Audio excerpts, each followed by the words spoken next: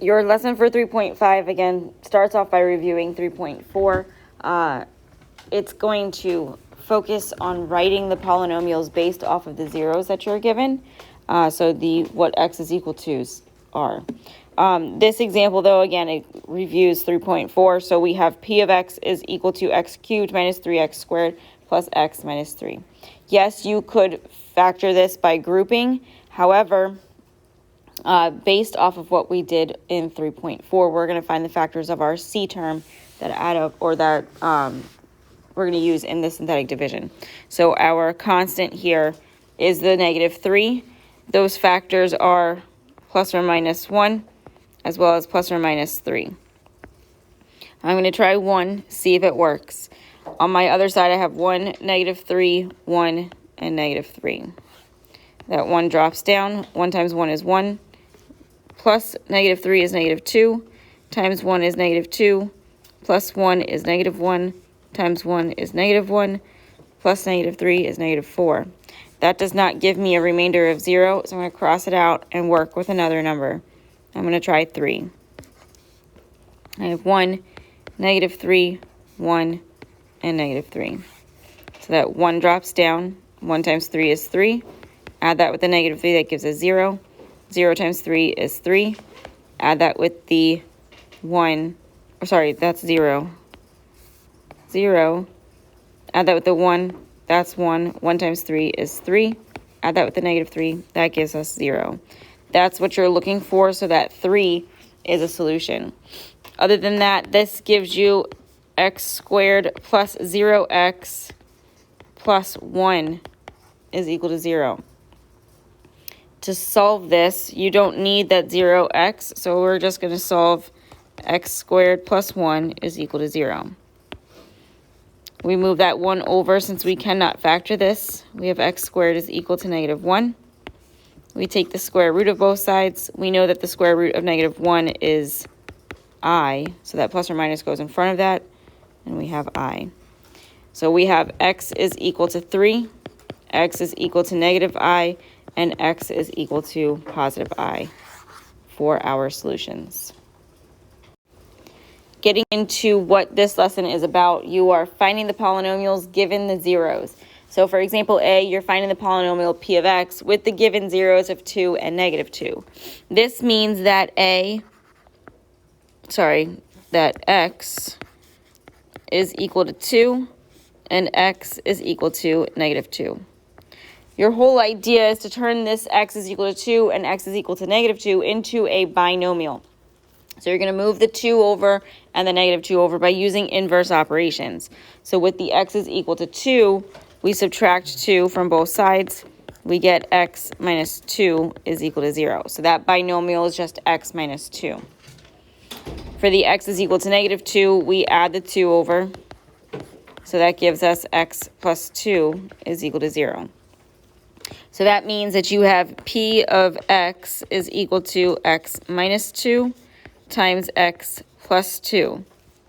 Now, this is telling you to find the polynomial, not find the factored form of the polynomial. So this has to be multiplied out. If we multiply this out, it is a difference of squares, so that's going to give you p of x is equal to x squared minus 4. For example, B, you are finding the polynomial q of x with the given zeros of -2, 0, and 5. So that means that x is equal to -2, x is equal to 0, and x is equal to 5. So with the x is equal to -2, we're going to add the 2 over to give ourselves x plus 2 is equal to 0. For the x is equal to 0, that's just going to stay x is equal to 0. And with the x is equal to 5, we're going to subtract the 5 over to give ourselves x minus 5 is equal to 0. This is the polynomial q of x. So q of x is going to equal x times x plus 2 times x minus 5. I'm going to FOIL out the x plus 2 times x minus 5 first. So that's going to give us x times x squared minus 3x plus 10. Again, x times negative 5 is negative 5x. 2 times x is 2x. So negative 5x plus 2x is what's giving us the negative 3x.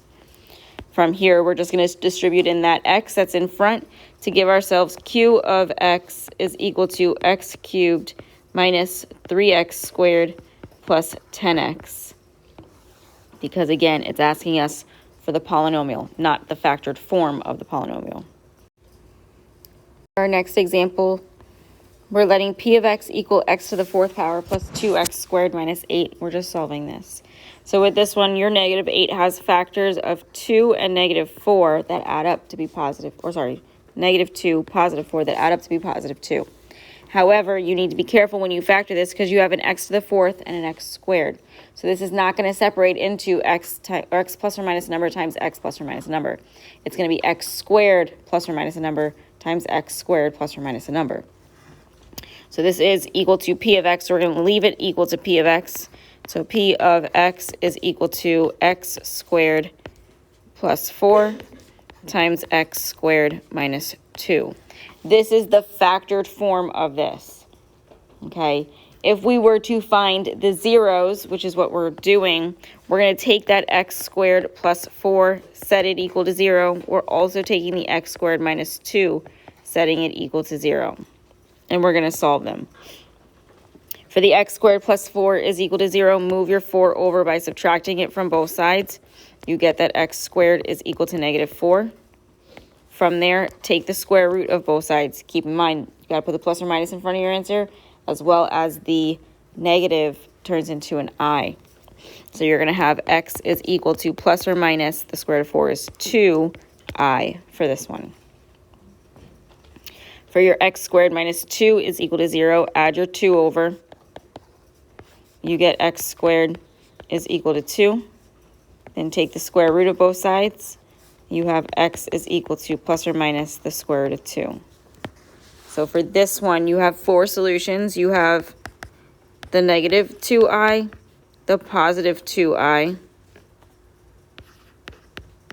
the negative square root 2, and the positive square root 2. For our next one, we have g of x is equal to x squared plus 10x plus 23. For this one, you can't factor it. So you're going to have to use your quadratic formula. Remember that negative b plus or minus the square root of b squared minus 4 times a times c all over 2 times a. Okay, so like we were saying, you can't find the factors of 23 that add up to be 10. There are none. So your a is going to be 1. B is going to be 10, C is going to be 23. You are going to have x is equal to the opposite of 10 plus or minus the square root of 10 squared minus 4 times 1 times 23 all over 2 times 1. So that gives us negative 10 plus or minus the square root of 100 minus 92 all over 2. Your 100 minus 92 underneath that square root gives us negative 10 plus or minus the square root of 8 all over 2. That square root of 8 is 2 square root 2. So that simplifies to give you negative 10 plus or minus 2 square root 2 all over 2, which then simplifies fully to give you negative 5 plus or minus the square root of 2. So that's what x is equal to. If you wanted to separate it to get your 2 solutions, you'd have negative 5 plus the square root of 2, as well as negative 5 minus the square root of 2. Now, for this one, if it tells you just to solve it, this is what you do.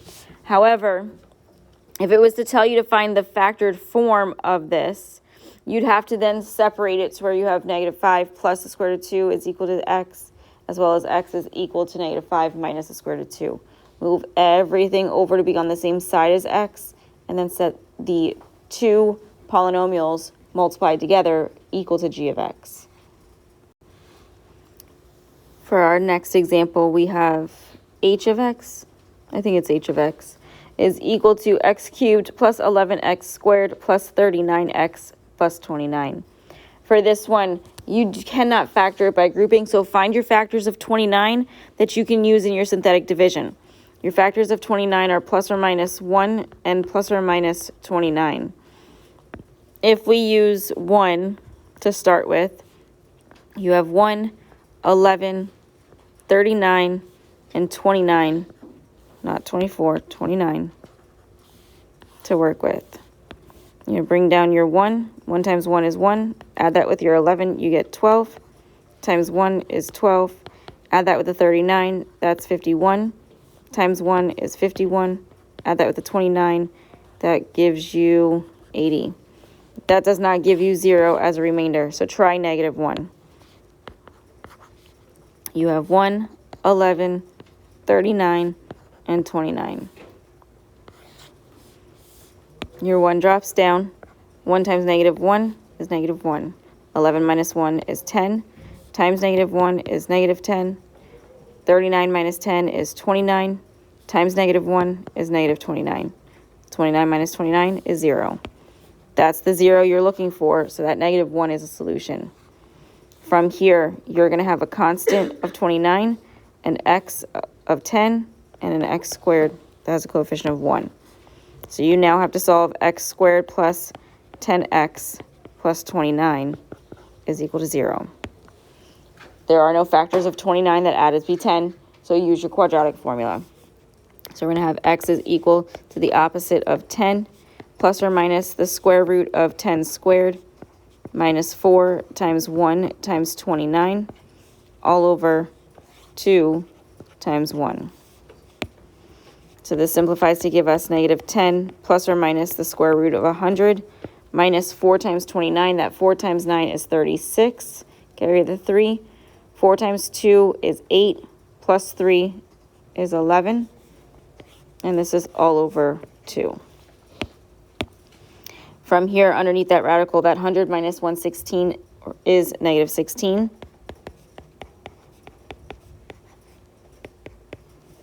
This then simplifies to give us x is equal to negative 10 plus or minus 4i all over 2, which then also simplifies to give us negative 5 plus or minus 2i. So we have 3 solutions here. We have x is equal to negative 1, x is equal to negative 5 plus 2i, and x is equal to negative 5 minus 2i.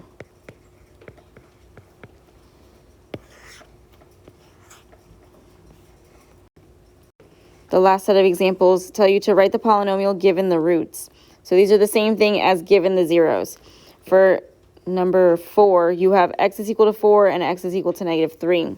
So we're going to move this 4 over by subtracting it from both sides. You have x minus 4 is equal to 0. For the x is equal to negative 3, add your 3 over. You have x plus 3 is equal to 0. So to write the polynomial, you are going to take x minus 4, multiply it by x plus 3. You don't have what this polynomial is named, so you're going to keep it equal to 0.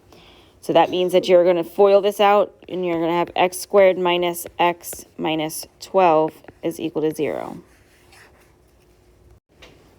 For number 5, you have x is equal to negative 2/3 and x is equal to 1. That 1 is easier, so we're going to do that first. Subtract it from both sides. You have x minus 1 is equal to 0. For that, x is equal to negative 2/3. You have to move the 3 over first, so you're going to multiply each side by 3. This is going to give you 3x is equal to negative 2. From here, we move the 2 over by adding it to both sides, and that gives you 3x plus 2 is equal to 0. Once again, we don't have what this polynomial is named, so we're just going to set it equal to 0 and do 3x plus 2 times x minus 1 is equal to 0. The 3x times x is 3x squared. 3x times negative 1 is negative 3x. 2 times x is 2x. So negative 3x plus 2x is negative x. And then 2 times negative 1 is negative 2. And again, this is just set equal to 0 since we don't have the name of this polynomial. For number 6, you have x is equal to 5/2, x is equal to negative 1, and x is equal to negative 2/3. For the x is equal to 5/2, we're going to multiply each side by 2 first. So that's going to give us 2x is equal to 5. Then we subtract our 5 over, and that's 2x minus 5 is equal to 0. For the x is equal to negative 1, we add our 1 over. That's x plus 1 is equal to 0. For the x is equal to negative 2/3, we multiply each side by 3 first. We get 3x is equal to negative 2. And then we add our 2 over. So that's 3x plus 2 is equal to 0. Once again, this polynomial is not named, so we're just going to have 2x minus 5 times x plus 1 times 3x plus 2 is equal to 0. From here, we're going to FOIL this all out. We're going to start with the first two parentheses. We have 2x minus 5 times x plus 1. So 2x times x is 2x squared. 2x times 1 is 2x. The negative 5 times x is negative 5x. So 2x minus 5x is negative 3x. And negative 5 times 1 is negative 5.